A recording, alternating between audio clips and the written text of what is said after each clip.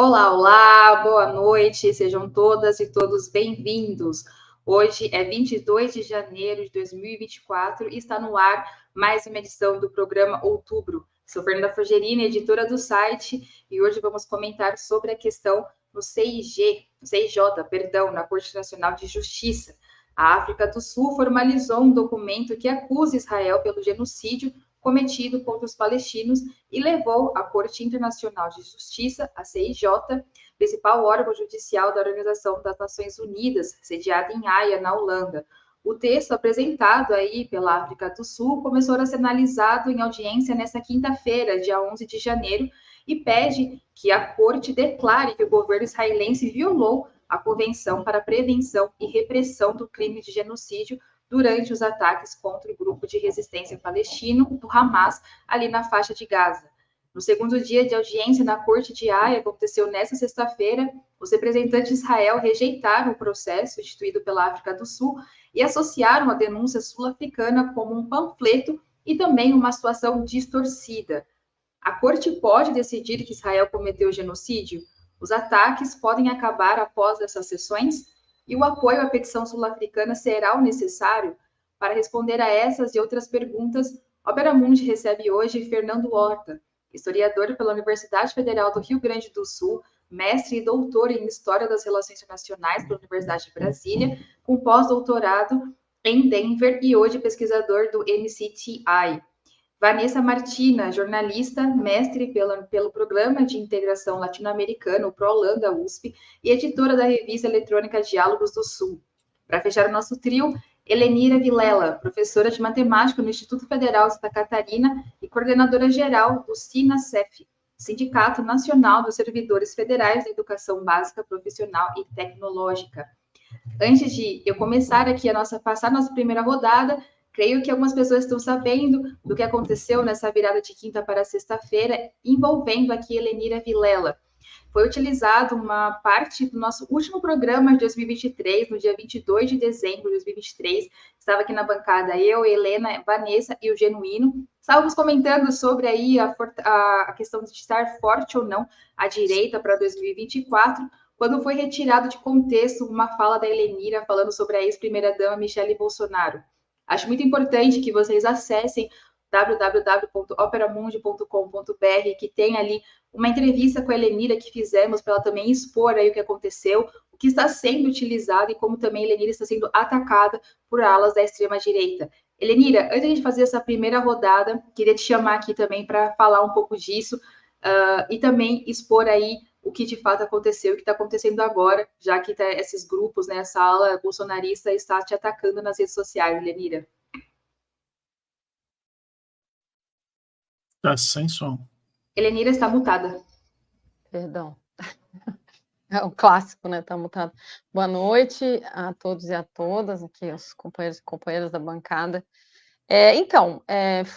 Foi interessante perceber que foi uma coisa que aconteceu lá no dia 22, mas que foi recortada ontem. Eu publiquei um comunicado, né, explicando o que foi possível entender até agora do que está acontecendo e o que eu de fato disse. É até polêmico, porque na verdade eu estava aqui falando, fazendo uma série, inclusive, de elogios a Michele Bolsonaro, dizendo que ela tem um papel importante para a direita, mas dizendo que a gente está falando de fascistas e que quando fascistas têm bons instrumentos para fortalecer a sua estrutura política num país, isso é muito perigoso. E aí a fala foi recortada de maneira, obviamente, a induzir a uma conclusão que não é possível com a minha fala de verdade, e ele tira, quando eu falei que ela precisa ser destruída politicamente e quiçá de outra forma, ele corta o vídeo e repete esse quiçá de outra forma várias vezes. E não diz que eu mesma dei, e tanto que o que mais tem nas minhas redes sociais é gente perguntando e quais seriam essas formas, e ele escreve, a pessoa que fez o corte, pelo menos o primeiro que eu tive acesso, ele escreve que eu estava propondo uma ameaça de morte a Michele Bolsonaro. Mantendo uma estratégia que é típica dos fascistas, que é acusar os outros do que eles são. Eles são corruptos, acusam os outros de corrupção. Eles são violentos, acusam os outros de violência. E só que isso, obviamente, não foi o que eu disse, eu dou o exemplo, que é juridicamente, comprovando os crimes que ela cometeu, e isso tornando-a inelegível, por exemplo.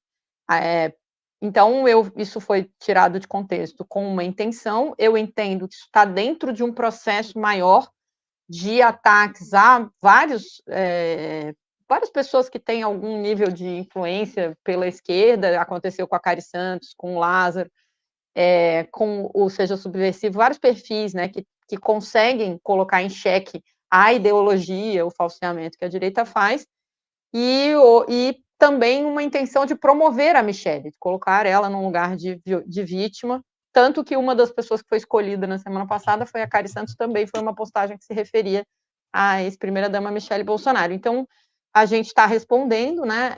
Eu queria agradecer a solidariedade do próprio Opera Mundi, mas da mídia independente em geral, muita solidariedade que eu tenho recebido nas minhas redes sociais e por vários outros meios, as pessoas têm entrado em contato e denunciando, e peço que as pessoas continuem denunciando as postagens, né? O ideal nunca é comentar nem compartilhar a postagem do perfil de direita. É importante dizer que veículos supostamente de jornalismo estão compartilhando a mentira, induzindo a conclusão falsa que esse senhor fez, do mesmo jeito que ele fez, mesmo quando dentro das reportagens explicam o que de fato aconteceu, nos recortes, nas manchetes, estão também contribuindo para a promoção da mentira, para a promoção da fake news, e também, além de agradecer, avisar a todo mundo que está compartilhando a mentira, e todo mundo que está comentando, e todo mundo que está me ameaçando, me caluniando, e fazendo ataques misóginos de vários tipos, eu queria avisar que os advogados estão sendo acionados, tudo isso está sendo coletado e guardado, e todas as pessoas que a gente conseguir serão representadas para responder na forma da lei pelas ilegalidades e crimes que estão sendo cometidos, né? Então, eu vou printar, e o print é eterno, né, a gente diz, a gente está aguardando, tem uma rede de pessoas fazendo o levantamento de tudo que está aparecendo, e mesmo que seja em comentário fechado, mesmo que seja comentários em outras postagens, está acontecendo comentários desse tipo também em postagens de outras pessoas que me citaram em outras oportunidades, tudo isso está sendo organizado e coletado, e os advogados estão sendo acionados, e as pessoas vão responder na forma da lei. No mais, como eu terminei o meu comunicado dizendo, não adianta, eles não nos calarão, né? A gente não, eu nasci na luta, nasci na guerra, nasci clandestino, carrego o nome de Helenira Rezende, que foi assassinada, que ontem teria completado 80 anos, se a ditadura que eles defendem, se a tortura, assassinatos, violências que eles defendem não tivesse acontecido, ela teria completado 80 anos, e eu carrego o nome dela e a história dos meus pais, da minha família, de enfrentamento à ditadura.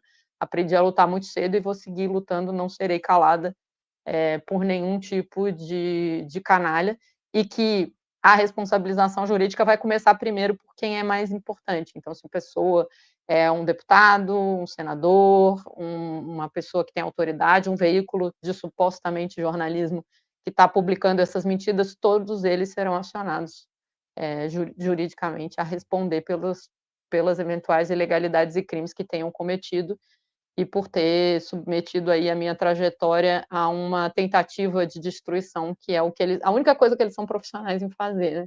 Eles realmente são profissionais em destruir, estão me acusando de fazer isso, porque esse é o método do fascismo. Obrigada, Helenira. A gente continua o programa, o Outubro, vamos ficar ligados nas nossas redes e sair o que sair a partir disso, muito importante que a Helenira colocou aqui para a gente agora. E agora, voltando ao nosso tema, nosso Outubro dessa sexta-feira, que vai falar aí sobre a questão de Israel, né, em Haia, a Corte Internacional julgando Israel após uma petição sul-africana falando em genocídio. Eu chamo o Fernando para responder a nossa primeira pergunta, e eu queria saber de vocês como avaliar esses primeiros 2 dias de audiência na Corte Nacional de Justiça, como a África do Sul e Israel se saíram na apresentação dos seus argumentos. Fernando, começa com você. Tudo bom, Fernanda, obrigado pelo convite.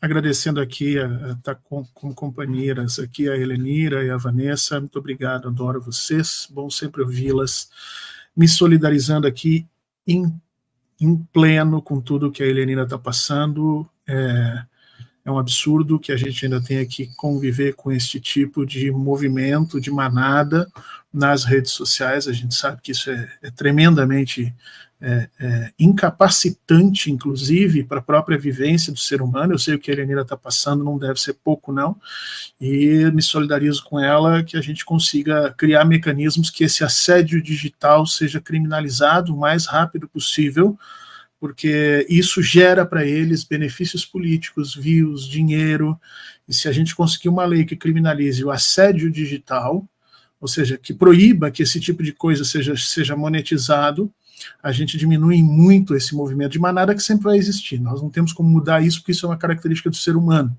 né? A ignorância é contagiosa em alguns sentidos, a violência também. Mas se a gente conseguir diminuir a monetização desse tipo de coisa, já ajuda bastante. Então, Helenira, um grande abraço para você. O que você precisar de mim, achar que eu posso contribuir em alguma coisa, eu fico à tua disposição. Vamos falar sobre o que está acontecendo aqui. Acho que tem 3 coisas que a gente pode citar logo de imediato, tá? Muita gente tem perguntado por que a África do Sul entrou na Corte Internacional de Justiça e não no Tribunal Penal Internacional. Qual a diferença entre essas duas coisas? O que está por trás disso e como é que isso começa? Por que isso começou, né, por dentro da ONU e não pelo lado de fora? Então eu quero citar 3 momentos de imediato. Primeira coisa, o Tribunal Penal Internacional é um tribunal fora, tá? Apesar dele ter muita relação com a ONU, apesar dele ser reconhecido, ele é um órgão que não é da ONU, ele é criado ali a partir de 98, 2002 ele começa a funcionar. Já a Corte Internacional de Justiça é um órgão de dentro da ONU, portanto, todos os que foram signatários lá atrás do Tratado de São Francisco, de alguma maneira, acabam anuindo com a criação, embora o Brasil, pasmem, não tenha sido um dos signatários da Corte Internacional de Justiça de forma imediata, porque lá em 45, quando ela é montada, o Brasil tinha sérias reservas com relação a como essas instituições internacionais iam funcionar, mas depois o Brasil acaba, como todos os países, aderindo a esse grande sistema da ONU. Então, a primeira coisa que eu quero citar é exatamente como é importante que a África do Sul tenha escolhido a Corte Internacional de Justiça para começar esse processo, porque se ela tivesse apresentado isso no TPI, primeiro que ela teria que nominar o Netanyahu e não Israel, porque o TPI ele processa pessoas, né? E segundo, porque a rigor o Israel não precisaria nem responder na medida em que Israel não assinou o TPI, né? Agora, como parte da ONU, Israel não pode se furtar a responder na Corte Internacional de Justiça. Então, a escolha da Corte Internacional de Justiça já é uma forma de você obrigar, em primeiro lugar, a responsabilização do Estado de Israel e não do Netanyahu, para que não se venha futuramente a dizer, não, realmente Israel não teve nada a ver com isso, foi uma loucura do Netanyahu, porque muitas vezes, se a gente vai olhar a política internacional, aliás, a política de Israel, a gente vai ver que está caminhando para isso, tá? Netanyahu está com muito pouco apoio político e eu não duvido nada que nos próximos meses venha esse discurso dizer, olha, não, nós nunca quisemos fazer isso, isso é um problema do Netanyahu. Então a África do Sul, ela faz esse caminho, eu acho que é muito bem feito. A segunda coisa que eu quero chamar a atenção aqui é a importância da inversão dos padrões normais de utilização da corte, tá? Que normalmente nós vimos no século XX inteiro pessoas brancas, europeias, processando pessoas negras, especialmente no continente africano, alegando ruptura de direitos humanos, né? Então, pessoas da qualidade como os representantes da África do Sul, lá presentes nesse momento, né? Negros, colocando no banco dos réus pessoas brancas que são apoiadas por esse norte anglófono que de alguma maneira construiu essas regras dentro das instituições que eles fundaram e que até então muitos são utilizados para promover os ataques ao continente africano. É muito bonito, a gente sente que talvez esteja aí uma grande mudança nesse processo institucional. Agora, eu tenho a impressão que Israel não está dando o devido valor para isso, e ele não dá esse valor. Por quê? Porque sabe que a Corte Internacional de Justiça, apesar de ser importante, não tem poder cogente, ou seja, não pode obrigar Israel a fazer muita coisa. A briga está só começando. Obrigada, Fernanda. Fernanda sou eu, já estou confundindo aqui o meu xará. Vanessa, por favor. Bom, muito boa noite a todos aqui. Feliz Ano Novo. A gente nos bastidores dizia que esse ano já começou atropelado, parece que nem tivemos, né, o recesso, sei lá, já voltamos para a carga total, já voltamos jogados no olho do furacão, uma loucura. Antes de mais nada, eu quero também aproveitar esse espaço e me solidarizar com a Helenira. Foi uma sexta-feira, eu estava neste programa, né? A gente discutia esse caso. Eu, assim, super concordei naquele momento com a consideração da Helenira sobre, inclusive, Michelle ser inteligente, capacitada, estar apta aí para assumir a frente da extrema-direita no Brasil. E a manipulação, o nível da manipulação é torpe, é nojento. Qualquer pessoa que assista, que se propõe a ir à fonte, buscar informação, vai ver que ela é muito clara no que diz, né? De destruir também juridicamente. Então, assim, é um nível de coisa que busca somente perseguir, calar, e é uma das expressões do bolsonarismo e uma das expressões da misoginia nacional, nesse sentido em que uma mulher é assediada dessa forma, por outras, inclusive, né? Damares Alves também se colocou aí nas redes, compartilhando essa fake news. Mas é isso, eu acho que é um momento que precisamos, de fato, apoiar a Helenira, não só com palavras, mas com ações também. Então, compartilhando o comunicado dela, compartilhando as matérias em que ela se coloca, em que ela se explica, porque, enfim, em breve também creio que teremos que contribuir financeiramente, porque advogados são caros, e para processar esse tanto de gente demanda recursos. Dito isso, me queda 1 minuto para falar de Israel. Bom, rapidamente, né? Como África do Sul e Israel se saíram nessa primeira semana. O Fernando Horta é uma pessoa que eu super sigo, acompanho, aprendo muito com ele, então acho que já deu um panorama muito bom da questão técnica. Falando um pouquinho mais no âmbito prático, né? O que está acontecendo é de uma importância, eu acho que transcendental. Primeiro, porque a África do Sul tem um compromisso no combate ao apartheid, ao combate ao genocídio, né? Então, existe um compromisso muito estruturado na sociedade sul-africana. Daí a participação, daí a proposta, né? A proposição sul-africana nesse sentido. O nível do argumento que a África do Sul trouxe aí nas mais de 80 páginas de documento, são 84 páginas de documento, sendo 30 páginas de apresentação, 8 páginas, que eu acho que é um anexo, em que eles trazem as declarações de intenção genocida proferidas pelo Estado de Israel. Esse documento, toda essa apresentação, que durou aí 3 horas, mais ou menos, foi transmitida mundialmente, está sendo debatida mundialmente, e depois a gente vai entrar, né, nos meandros aqui do processo, o que pode resultar ou não, mas, de qualquer forma, os palestinos já ganharam com isso, porque o mundo foi obrigado a ouvir por 3 horas sobre os crimes cometidos por Israel, sem manipulação, sem diversionismo, tiveram que ouvir quais são as maiores atrocidades que estão sendo cometidas nesses 3 meses de guerra.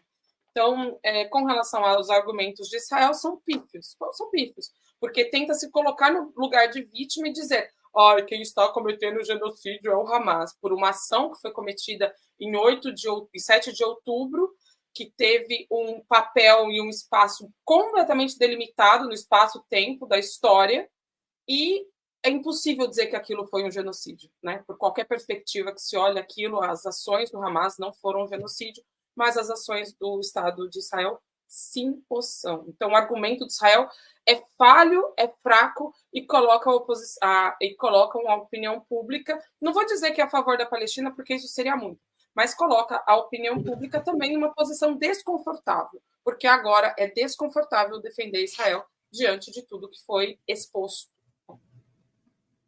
Obrigada, Van. Helenira? Bom, começar agradecendo ao Fernando e à Vanessa pela solidariedade. Bom, eu tenho que começar também pedindo desculpas, porque, assim, não deu tempo, né, no meio desta confusão, de exatamente estudar as coisas como eu gosto de fazer antes de comentar ainda mais uma coisa tão séria. Tem alguns aspectos que eu dou conta de comentar sobre especificamente essa questão formal. Eu acho que concordo plenamente com o Fernando que o fato de ir para dentro da ONU né, obriga Israel a abrir a boca, não pode ignorar, não pode fingir que não existe.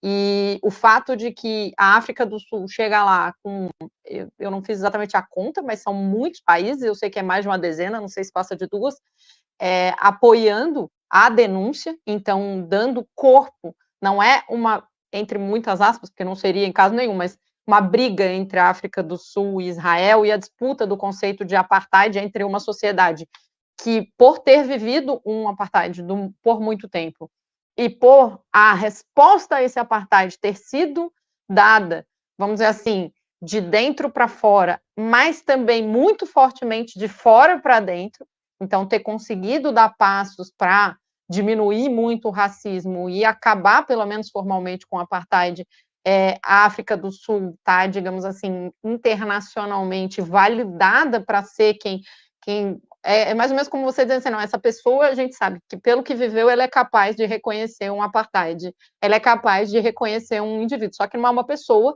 é um Estado, é uma nação, é um país, e aí apoiada por muitos outros, inclusive o Brasil, nos 45 do segundo tempo, mas foi, e a gente, então, tem um papel político fundamental.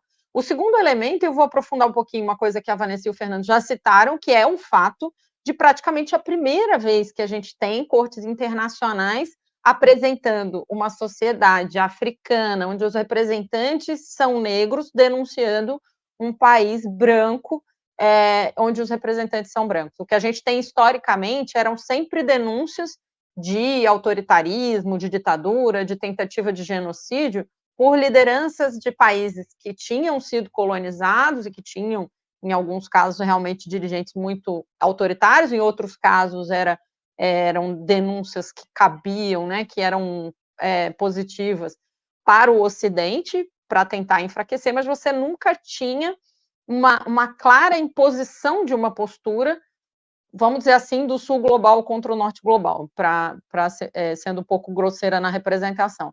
E eu penso que é muito importante a gente desnudar, porque eu penso que o que aconteceu hoje é capaz de acabar com a possibilidade que a mídia hereditária, a mídia do imperialismo, aquelas 5 agências internacionais, façam a cobertura como vinham fazendo, do ponto de vista da posição dos Estados Unidos de Israel. Tudo que a Palestina, tudo que o Hamas fez é terrível, é triste, é criminoso, é terrorista, com esses nomes, e tudo que Israel faz é se defender, o que é absolutamente mentira, e a África do Sul conseguiu comprovar hoje nos seus argumentos, mas, enfim, aí a gente entra nos meandros depois. Obrigada, Helenira. Pegando um pouco esse gancho, né, da exposição dos juristas sul-africanos, com quase 24 mil mortos após os ataques em Israel, que começaram a partir do dia 7 de outubro, Israel disse que a denúncia sul-africana, que acusa o Estado governado por Benjamin Netanyahu de genocídio, é uma distorção e um panfleto negando a acusação. Por outro lado, a defesa da África do Sul foi contundente na sua exposição. Muitos analistas colocaram que sim, essas 84 páginas, como a Van trouxe aqui para a gente, tinham ali detalhes. E eu queria ouvir justamente o que a gente está colocando aqui. A África do Sul não foi de brincadeira, assim, né? Foi muito bem preparada para estar ali. Você concorda com essa colocação? Nossa, concordo muito. E porque exatamente o contrário de um panfleto. Exatamente o contrário de um panfleto. É totalmente bem fundamentado, né? Então, assim, a África do Sul pegou... Existem 5 possíveis atos de genocídio que estão listados na Convenção sobre o Genocídio. E a África do Sul conseguiu colocar 4, imputar 4 a Israel. Seriam, em grosso modo, né, a matança de palestinos, né, porque, vejam, olha o número. Uma pessoa, né, um palestina, morre a cada 6 minutos. Então, são aí 23 mil mortos, né? O número varia, 21, 23, mas quase 8 mil desaparecidos, mortos. Danos, a realização, né, de danos corporais e mentais ou mentais graves. Cara, são 55, no mínimo 55 mil pessoas feridas, sem contar a falta de segurança. As pessoas foram levadas aí para o sul de Gaza e depois lá foi atacado, está sendo atacado. Então, isso obviamente gera um trauma mental muito grave, fora a mortalidade de crianças, pessoas vendo seus filhos, netos, sobrinhos, enfim, crianças sendo assassinadas, né? Desses 23 mil, quase metade, né? Mais ou menos ali, uns 10 mil de crianças mortas. Aí, a outra questão é infligir deliberadamente condições de vida calculadas para provocar destruição física nos palestinos. Cara, 85% das pessoas foram deslocadas, e foram deslocadas para áreas que continuam sob bombardeio. Fome em massa, desnutrição, falta de acesso à água, ataques a hospitais, privação de acesso à saúde, eletricidade, abrigo, higiene, saneamento, vida cultural, educação, destruição da infraestrutura, ou seja, a destruição de toda a concepção, não a concepção, de toda a estrutura que uma pessoa precisa para ter uma vida, não vou nem dizer vida digna, que ela precisa para viver, água, luz, saneamento, ela precisa para viver, para ter saúde. Bom, a gente precisa de eletricidade hoje em dia, óbvio.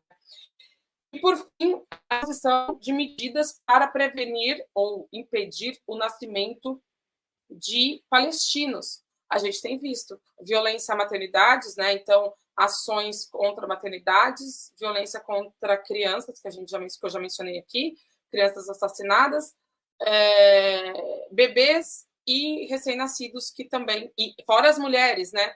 Então, as parturientes que não têm acesso a hospitais e condições dignas para dar à luz.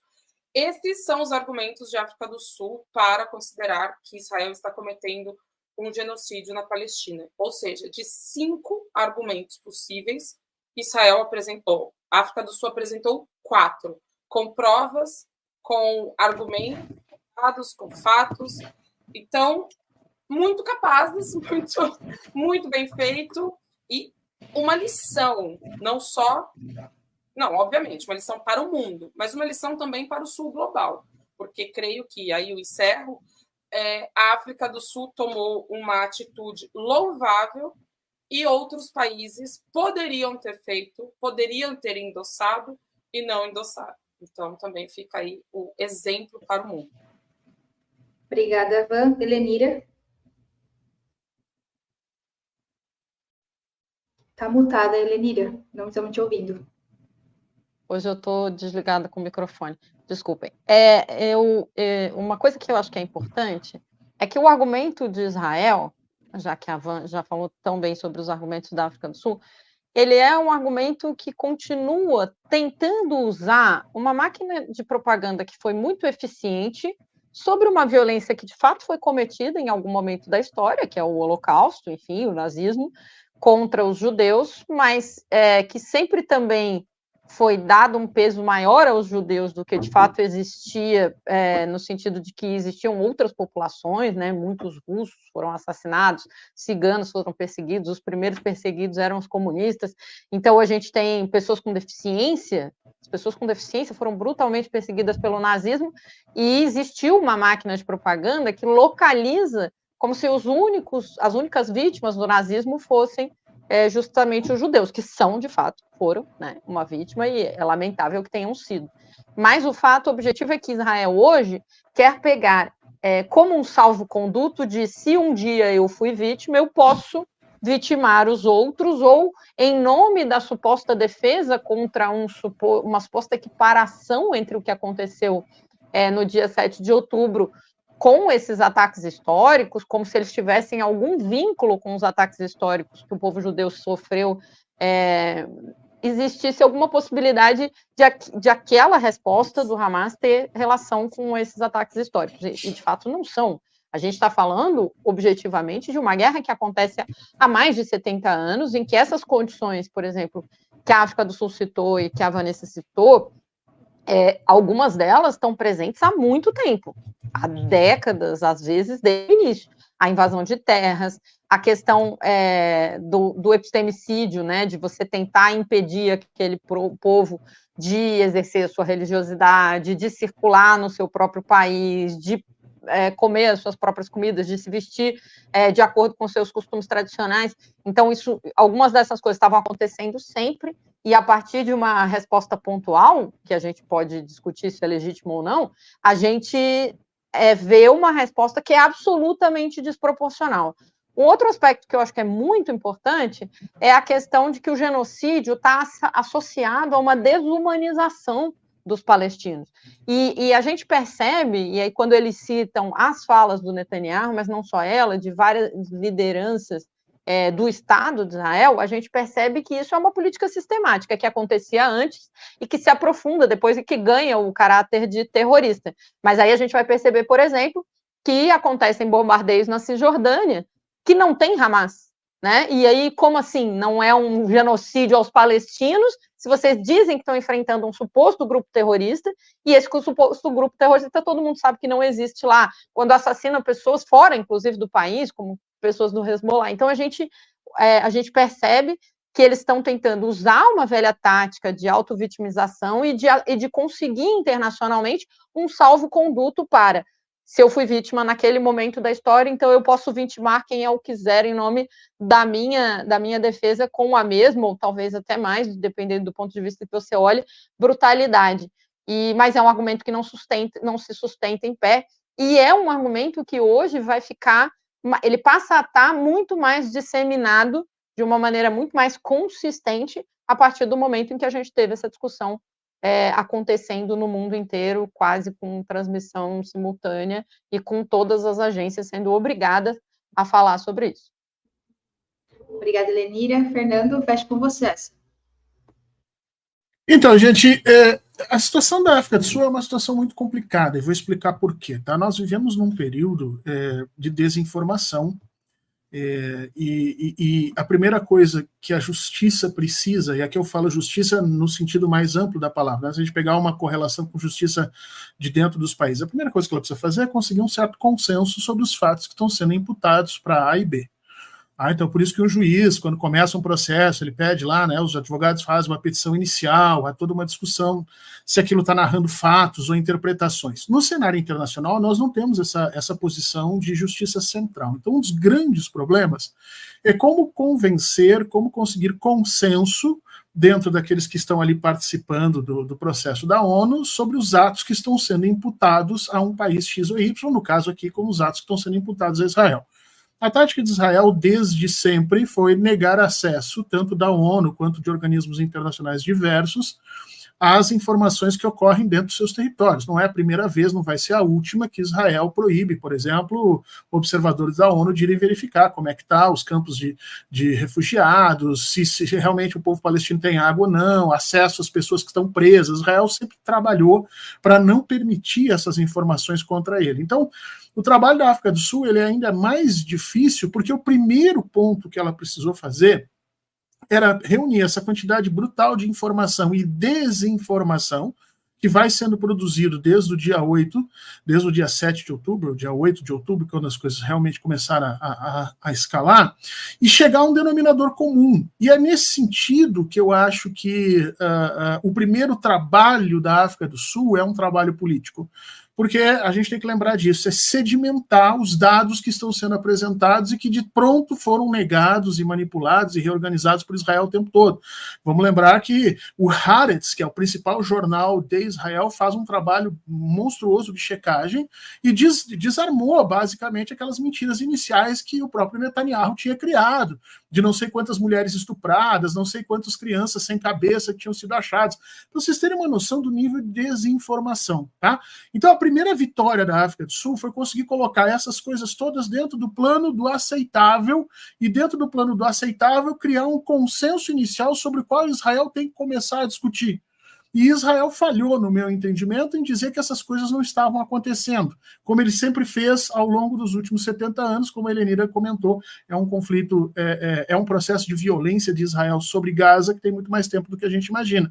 Eu acho que Israel não conseguiu escapar disso, né? E como não conseguiu tergiversar sobre essas questões, porque a peça da África do Sul ela é construída com bases fáticas, e também com posições políticas. A gente vai ver quem a África do Sul está citando, como é que ela se refere para justificar a certeza sobre aquelas informações. Você vai ver que ele constrói isso baseado no Sul global. Então ela vai citar ali manifestações de presidentes, manifestações de cortes que têm responsabilidade a respeito daquilo que estão falando, e, muito importante, dá importância para as informações da ONU, que nós sabemos que esse conflito de Israel, né, esse massacre que Israel está promovendo lá, é de longe aquele que matou mais funcionários da ONU. Nós tivemos secretariados da ONU sendo bombardeados, morrendo 10, 12, 15 pessoas que estavam lá dentro trabalhando.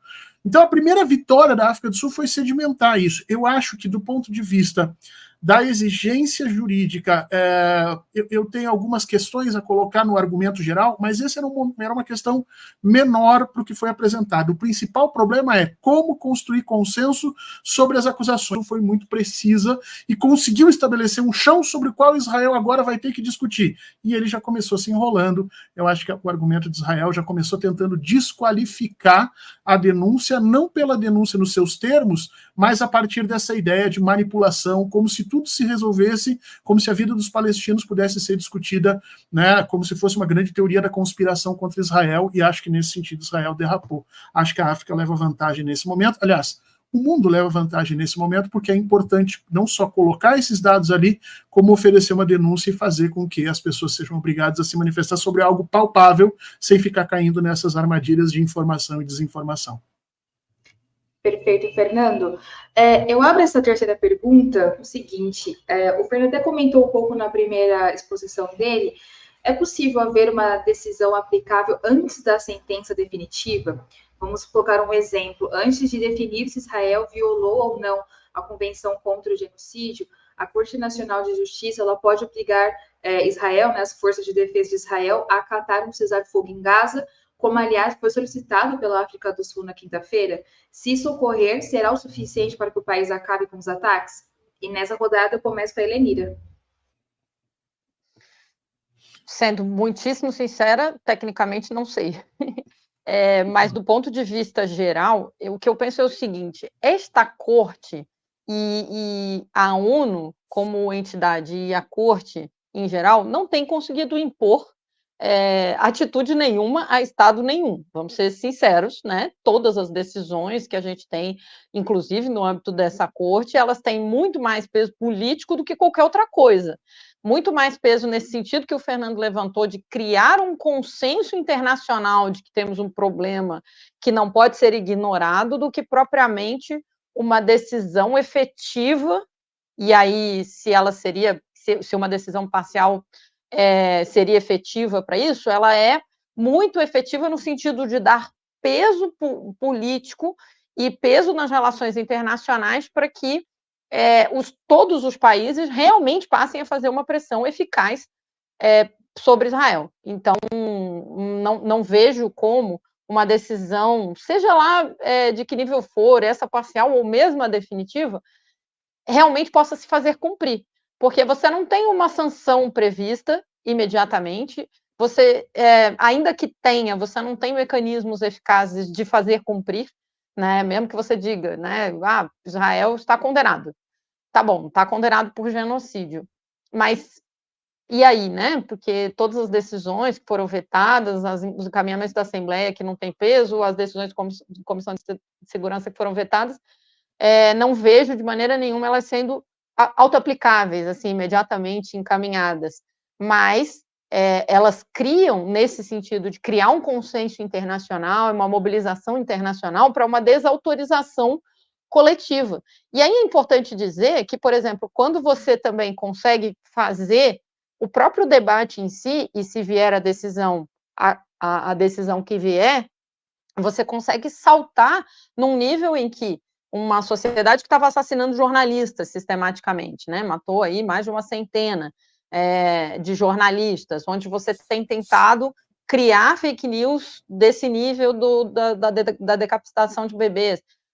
Você passar de fase, digamos assim, e você deixar essas mentiradas para trás, em que só pessoas que realmente estão muito afeitas a um campo político ideológico de defesa da direita ou de algum argumento religioso, é que você vai continuar fazendo isso. Então, eu acho que o maior peso de qualquer decisão da ONU hoje é um peso muito mais político do que em qualquer outro sentido, e que precisa de outros processos seguintes de pressão, de negociação, de países, né, outros estados aderindo ao BDS, por exemplo, passar a impor sanções a um país. Agora, isso depende, essa decisão pode ser estratégica nesse caminho, até onde eu consigo entender. Fernando? Bom, então, vamos lá. Tecnicamente é impossível, tá? Uma corte internacional impor algum tipo de decisão a um país, especialmente nesse caso, tá? Essa é uma das questões que a gente trabalha em termos de direito internacional, por isso que muita gente diz que o direito internacional é uma representação um pouco, né, imaterial das coisas, porque você não tem como obrigar, a ONU não tem exército, a ONU não tem força, a não ser por meio dos seus países, e nós sabemos que esses países são ordenados ali em termos de uma hierarquia em que os Estados Unidos e os países europeus se encontram no início dela, e, portanto, é impossível que, tecnicamente, você tenha uma decisão obrigando Israel a fazer alguma coisa, tá? Esse é o primeiro ponto. Então isso quer dizer que isso não vale de nada, Fernando? Não. Israel pensa, nem Israel pensa que isso não vale de nada, tá? Por isso que ele estava tentando responder, porque a grande questão é, se você consolidar um consenso internacional, você vai fazendo com que fique muito difícil para os países seguirem defendendo politicamente Israel. Foi isso que o Brasil fez, por exemplo.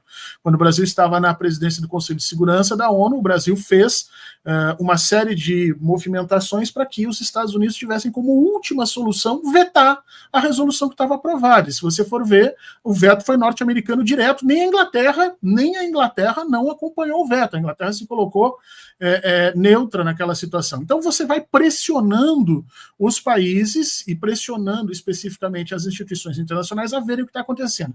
Deixa eu me fazer entender um pouquinho melhor. A ONU é como se fosse um Frankenstein, tá? No Frankenstein mesmo, cada um dos seus membros, ele age de uma forma muitas vezes independente. O que a África do Sul fez foi transformar esse Frankenstein num todo articulado. Então a gente teve durante todo esse período várias agências da ONU produzindo informações e produzindo manifestações que eram claramente contra Israel. Sejam, né, as áreas jornalísticas, sejam as áreas de saúde, sejam os próprios direitos humanos, sejam os observadores internacionais que são da ONU, cada um deles em separado produzindo relatórios que eram colocados de lado por Israel como uma grande bobagem. O que a África do Sul fez foi pegar tudo isso, reunir e pegar mais as manifestações do próprio governo israelense, né, que sempre costuma utilizar as redes como forma de defesa. A África do Sul pegou tudo isso, juntou e disse, olha, eu tenho esse corpo de provas aqui. Pessoas mortas, manifestações por todos os lados, várias áreas da ONU se manifestando de que isso é um genocídio. Por que eu estou dizendo isso? Porque o cérebro da ONU, que seria o Conselho de Segurança, ele está dominado pelos interesses, obviamente, norte-americanos e ingleses, e dali não vai sair nada. Então, o que a África do Sul fez foi, muito inteligentemente, reunir todo esse material e jogar de novo em cima de Israel com uma possibilidade de construção de um consenso internacional sobre a estrutura genocida. Então, assim, vai sair alguma solução disso? Acho muito difícil. Agora, cada vez fica mais difícil que Israel continue sustentando a ideia de que nada acontece, ou que o que está acontecendo lá é derivado de uma luta nacional dos judeus que são, né, historicamente prejudicados pelo mundo contra um enorme grupo terrorista. Cada vez fica mais difícil, porque você vai solidificando esses pequenos tijolinhos de argumentos e de construções. E nesse sentido é que o trabalho da África do Sul é muito bonito, leva muito da história deles, porque eles souberam como fazer isso, como fazer essa luta contra o apartheid, que foi muito, muito parecido com isso, né? Várias áreas da África do Sul já tinham se colocado contra a estrutura do apartheid, mas o governo central mantinha aquela estrutura colocada, e a gente sabe como isso teve que escapar por baixo para conseguir submeter os poderes superiores às decisões de acabar com aquilo que estava acontecendo. A África do Sul usa todo o conhecimento dela nesse tipo de situação para ajudar o povo palestino, e isso é historicamente algo digno de a gente lembrar por um bom tempo. Sim.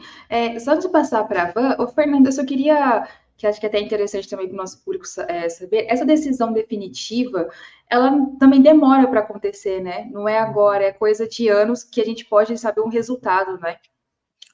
Tudo vai depender da força política que Israel pode imprimir frente àquilo que está colocado, tá? Se você pega decisões, por exemplo, contra países africanos que já foram tomadas, contra supostos ditadores que às vezes são nominados assim pelo norte global, essas decisões costumam sair bastante rápidas, tá? Você pode ver que recentemente o Putin, por exemplo, teve uma decisão de prisão contra ele, já colocada em prática, e a guerra nem terminou, a guerra da Ucrânia nem terminou, quer dizer, não há nem possibilidade da gente ir no território de forma independente e neutra e avaliar o que está acontecendo, eles já conseguiram isso. Então tudo vai depender da estrutura política. Eu acho que Israel consegue manter isso por mais tempo sem uma decisão, mas é que nem eu estava dizendo, cada vez fica mais difícil. O uso do poder político, mesmo por aquele que tem direito de usar, ele sempre desgasta a capital político, e é isso que Israel está vivendo. Israel perde uma parte significativa do seu apoio simbólico e da sua legitimidade de agir, e agora ainda mais dentro das instituições e dentro da ONU, em que ele não pode fugir. Obrigada, Fernando. Van?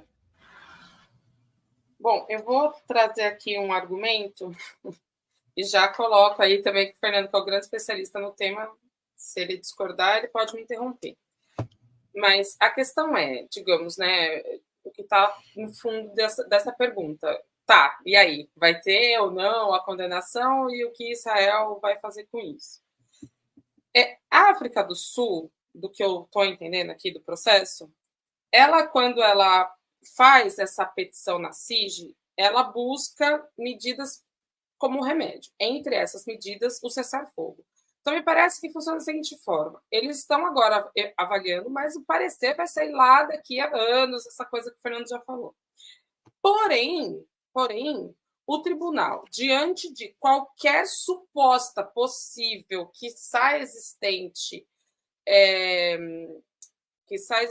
ação que leve a um genocídio, o tribunal pode recomendar justamente o cessar-fogo ou que Israel deixe de cometer tais atos que podem levar a um genocídio, isso antes de chegar-se à conclusão final. Fora isso, o que é bastante interessante é que esta situação aí da CIG pode levar estados, países, a tomarem atitudes com relação a Israel. Atitudes diversas, desde imposição de sanção até, principalmente, a paralisação do envio de armamentos, de envio de munições, de suporte logístico, que seja. Por quê? Porque o compromisso de não atuação no genocídio, ou seja, o compromisso contra o genocídio, é um compromisso conjunto dos Estados, não é só um Estado. Então, todos têm responsabilidade nisso. Sendo assim, um Estado que ajude Israel a cometer o genocídio também está patrocinando o genocídio.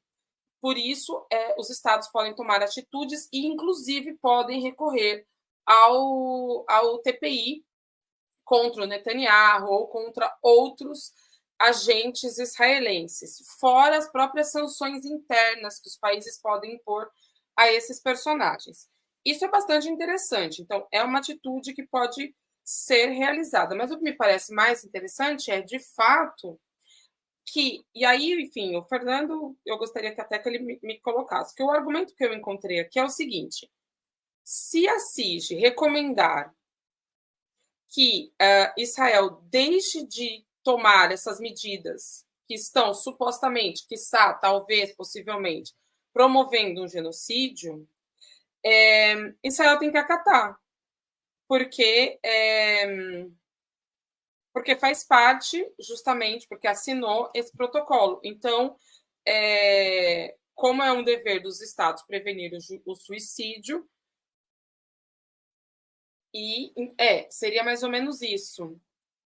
Se a CIG considerar que algum dos argumentos é minimamente plausível, pode emitir uma nota pedindo que parem qualquer dano. E Israel vai estar vinculado a esse possível cessar-fogo. Agora, obviamente, não existe um poder de polícia global que vá lá bater na porta de Israel e falar: acabe com isso, né? A OTAN só funciona, que seria mais ou menos essa polícia global, a OTAN só funciona para defender o interesse dos Estados Unidos em momentos muito específicos, e muito delineados no tempo. Não existe a polícia da ONU. Então, Israel estaria vinculado, mas sem uma obrigatoriedade coercitiva, ou seja, ninguém vai lá bater e falar. Porém, todos esses efeitos colaterais podem... Israel pode sofrer com todos esses outros efeitos colaterais. E aí, se eu falei besteira, Fernando me permite. Não. Se me permite 2 minutinhos, não quero tirar aqui. Mas, assim, você tem razão, Vanessa, tá? O tribunal, ele pode recomendar, sim, o cessar-fogo, ele pode, mas não há poder cogente, é o que a gente diz assim, né? Tem uma expressão no Brasil, em português, que a gente diz, lei sem espada é conversa fiada, né? Então, você tem uma lei sem ter, efetivamente, quem vai lá fazer cumprir. Então, é isso. A Corte Internacional de Justiça é uma espécie de lei sem espada, se você não cria consenso. Agora, você tocou num ponto que é muito importante. A decisão da Corte Internacional de Justiça, ela pode servir de base para que outros países passem a quebrar contratos, por exemplo, sem pagamento de custo. Então, por exemplo, Israel comprou comigo, né, eu sou, sei lá, o país X, comprou comigo não sei quantos milhares de toneladas de armamento, e eu sou obrigado por contrato, se eu não entregar, eu vou ter que pagar não sei quantos bilhões de dólares. Saiu uma decisão da Corte Internacional de Justiça, eu não envio os armamentos, recebi o valor e vou discutir depois, no final, daqui a 10, 20 anos, se não foi, entendeu? Então você pode promover aí, sim, sinergias desses países, que cada um isoladamente vai tendo cada vez mais liberdade de ação para romper contratos, para questionar as ações israelenses aqui e acolá em algum momento. Agora, daí a gente imaginar que pode haver uma ação coercitiva de algum órgão da ONU sobre Israel, não, porque não existe essa polícia de mundo, a não ser que os norte-americanos, os ingleses, os franceses e os alemães viessem a público e dissessem assim, não, vamos tomar conta desse negócio e vamos parar. Só que a Alemanha já voltou a afirmar que Israel tem todo o direito de se defender, os Estados Unidos estão no meio de uma discussão eleitoral brutal e o Biden, ele simplesmente não vai tocar nesse assunto. Então, a situação de fato para parar a guerra ali não passa pela Corte Internacional de Justiça. Agora, pode promover, sim, sinergias de outros países nesse sentido. Obrigada, Fernando. Antes de continuarmos, eu queria pedir a contribuição financeira de vocês que estão nos acompanhando para a Opera Mundi. E queria lembrar que até o dia 31 desse mês de janeiro, quem fizer uma assinatura anual de Opera Mundi vai concorrer a um exemplar autografado do livro Contra o Sionismo, Retrato de uma Doutrina Colonial e Racista, de Breno Altman, o fundador do site. Basta entrar em www.operamundi.com.br/apoio-anual e fazer a sua contribuição. Também lembro que aqueles que já são assinantes regulares de Opera Mundi ou membros do nosso canal aqui no YouTube têm direito a um desconto de 50% na compra deste livro no site da editora Alameda. Basta olhar a sua caixa de e-mail ou aqui na comunidade de Opera Mundi que você vai ter acesso ao link aí do cupom. Além disso, temos a nossa assinatura anual, que é possível nos apoiar de 6 formas diferentes. A primeira é a assinatura solidária em www.operamundi.com.br/apoio. A segunda é se tornando membro pagante do nosso canal aqui no YouTube. A terceira e a quarta é contribuindo agora mesmo com o Super Chat ou com o Super Sticker. A quinta é através da ferramenta Valeu Demais quando assistirem aos nossos programas gravados. A sexta é através do Pix. A nossa chave é apoie@operamundi.com.br. Nossa razão social é última instância editorial limitada. Agradecemos todas as formas de contribuição. E não esqueçam aí, se você quer esse exemplar do livro de Breno Altman, faça a sua assinatura anual. Você que já é assinante tem 50% de desconto. Pessoal, para fechar o nosso outubro, dessa sexta-feira aqui, eu vou juntar as 2 últimas perguntas em uma só para dar tempo da gente conseguir comentar. Eu queria saber de vocês como avaliar as dezenas de apoios à iniciativa sul-africana, que tem aí países do mais diversos, representando quase todos os continentes, se isso fortalece o isolamento de Israel no cenário internacional, mas juntando também como que vocês estão vendo o Brasil durante esse processo, a postura brasileira está correta em relação a esse processo sul-africano e como avaliar também a declaração recente do presidente Luiz Inácio Lula Silva a respeito, o presidente que encontrou o embaixador palestino no Brasil e declarou apoio à iniciativa. Nessa última rodada, eu volto com a Vanessa. Bom, vou começar do fim. Posição do Brasil. Cara, corretíssima. Eu acho que corretíssima. O Brasil está mantendo ali... eu adorei, eu quero comentar isso que eu adorei. O Brasil está mantendo ali a sua política externa, né, ativa, não é a mesma que a gente, né, já viu e tampouco é do jeito e como a gente gostaria, mas tem feito um trabalho aí realmente na área externa fantástico. Eu acompanhando aí esse tema, vi muitos veículos de imprensa colocarem da seguinte forma: Lula se encontra com o embaixador palestino e, né, no minuto seguinte, logo depois, declara apoio à posição, à reivindicação sul-africana.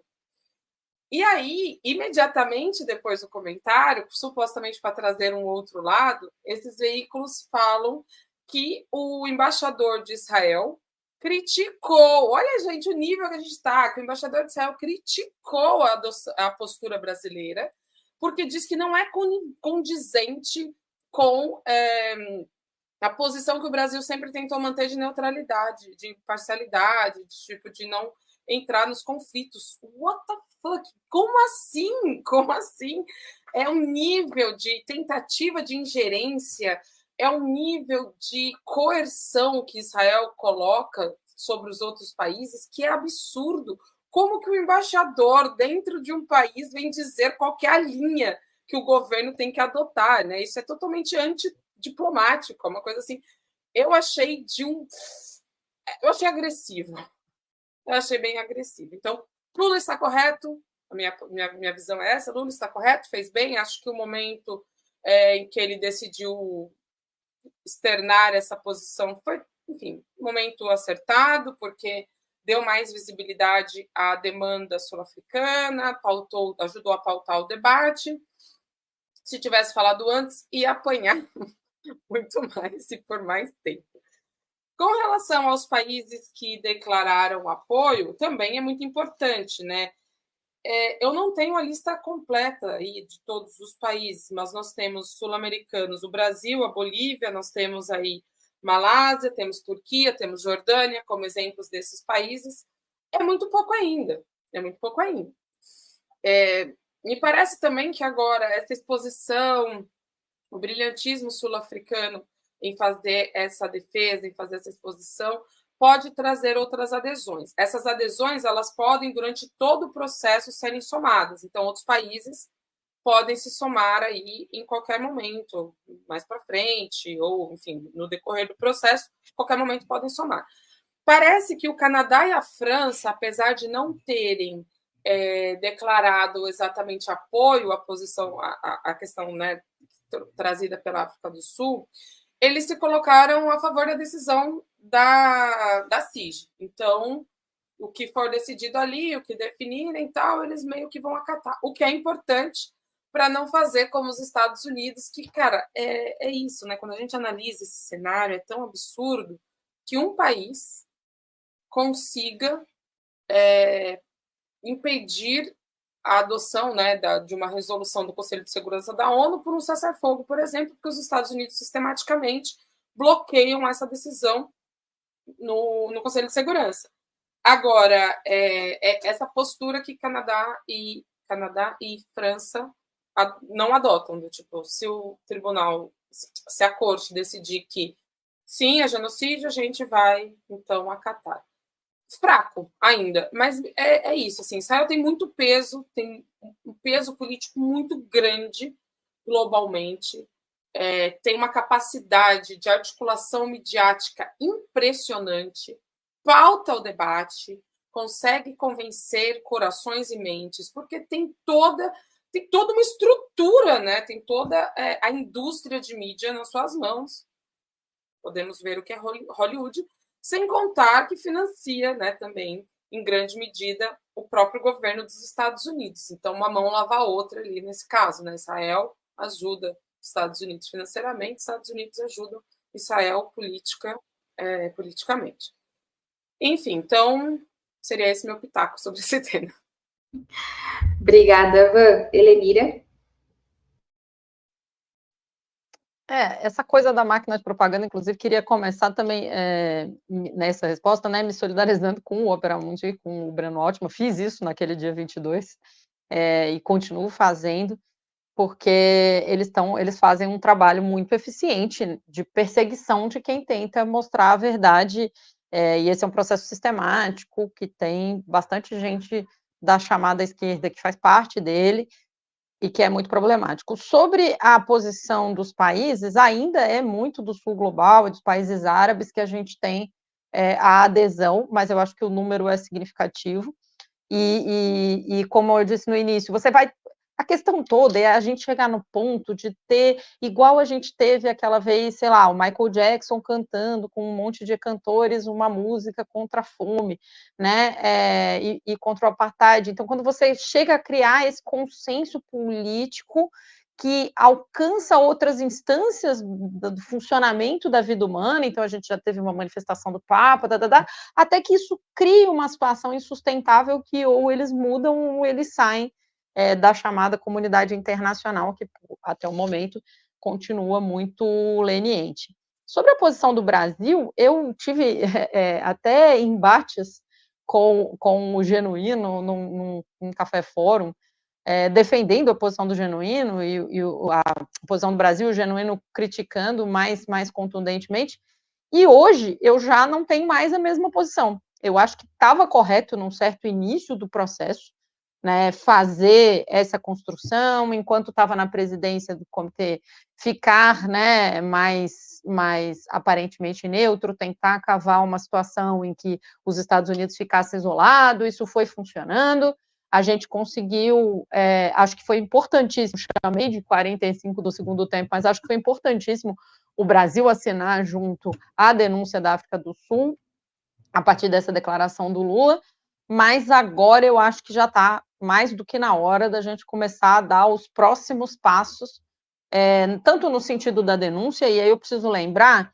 que o Lula é um estadista ímpar nesse jogo. Ele não tem todo o poder, alguém disse aí que só tem poder nas relações internacionais quem tem arma nuclear, isso é uma quase verdade, então a gente não tem poder objetivo, né, de fazer nesse xadrez, mas o Lula é um cara que, na contribuição para construir este consenso de isolamento dos Estados Unidos e um aumento bastante significativo do constrangimento dos Estados Unidos seguir financiando Israel, então, isolar Israel e criar um constrangimento brutal de que o próprio governo dos Estados Unidos, em relação à sua própria população, comece a ficar numa situação parecida com o fim da Guerra do Vietnã também, eu acho que isso o Lula tem um papel fundamental, mas ele só vai conseguir cumprir se ele agora, ou talvez já tivesse ter feito isso há algum tempo atrás, mas agora, certamente, está na hora de dar o próximo passo de maneira incisiva, e eu acho que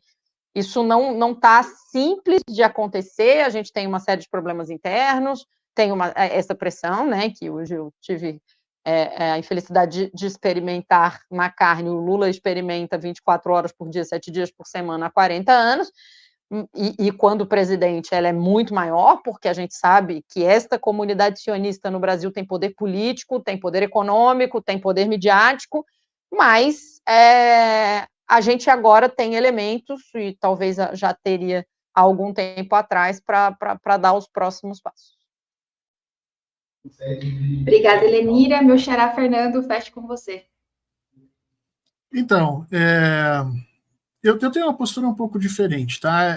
Existe uma diferença entre a política externa que o presidente Lula gostaria de implementar e tudo, e a política externa que o Brasil está implementando. Em diversos momentos, e a gente pode discutir aqui em um outro momento, politicamente, por que isso acontece, mas em diversos momentos há um eco entre as coisas que o presidente vocaliza, um eco quebrado com a ação brasileira institucionalmente estabelecida. Tá? Eu esperava mais do Brasil.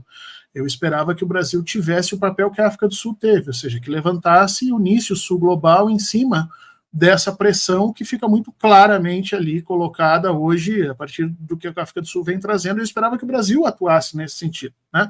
E acho que o presidente Lula, em diversos momentos, acenou para essa possibilidade, mas ele é brecado, ele é freado por uma institucionalidade que caminha ali dentro do Itamaraty, que estabelece alguns princípios históricos da ação brasileira no sistema internacional e que toda hora vai travando o presidente Lula para que ele não consiga construir esse grande bloco de oposição a esse norte estabelecido. Então, eu acho que a atitude brasileira do presidente de reconhecer o que está acontecendo é corajosa, porque briga diretamente não só com os interesses americanos, europeus, mas com interesses dentro do Brasil muito fortes, que se somam junto nessa grande disputa política que a gente vive aqui desde a época do golpe contra Dilma. Então a gente pode ver que o próprio Bolsonaro vai usando essas coisas contra o presidente. Então é uma atitude corajosa, mas eu acho que é uma atitude correta, embora tímida. Tá?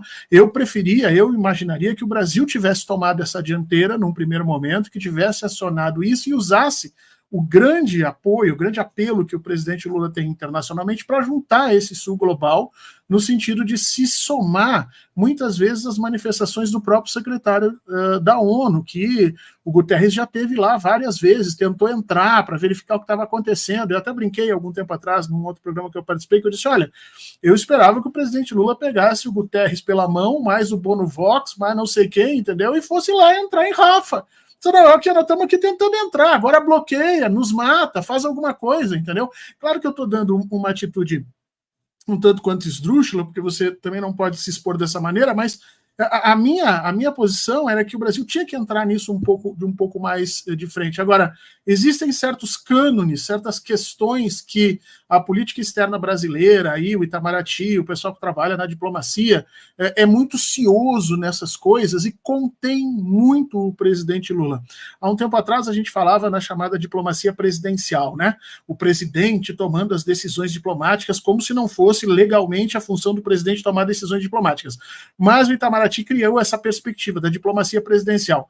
Eu acho que agora está acontecendo o contrário. Eu acho que o presidente Lula está sendo freado por uma diplomacia profissional, que assim se diz profissional, e que no fundo está ali simplesmente atravancando uma série de decisões que, no meu entendimento, são corretas e são julgamentos muito importantes que o presidente Lula vem fazendo e que ele não está colocando a sua, vamos dizer assim, não está colocando em pauta e não está colocando em ação totalmente, porque é brecado por essa burocracia. Eu queria ver mais ativismo brasileiro, eu queria ver mais participação do presidente Lula nesse processo de construção desse sul global, porque, afinal de contas, do ponto de vista ético, do ponto de vista moral, é insustentável a defesa do Estado de Israel nesse momento. É isso, meus companheiros. Chegamos ao mais final de uma edição do Outubro. Conversei hoje com Vanessa Martina Silva, Helenira Vilela e Fernando Horta. Outubro volta na próxima segunda-feira. Que todos tenham um bom final de semana, se cuidem. E Vanessa, quer falar alguma coisa? Não, só abrir para falar tchau. Ah, tá. Perfeito, então. Eu tô com o cabelo aqui. Perfeito, então, pessoal, muito obrigada a todos pela audiência, pela contribuição, fiquem de olho sempre em Opera Mundi, e é isso, bom final de semana a todos, tchau e até mais. Tchau, gente, um abraço. Bom final de semana, até semana que vem. Obrigado pela companhia, beijo para todo mundo. Beijo, gente, bom final de semana.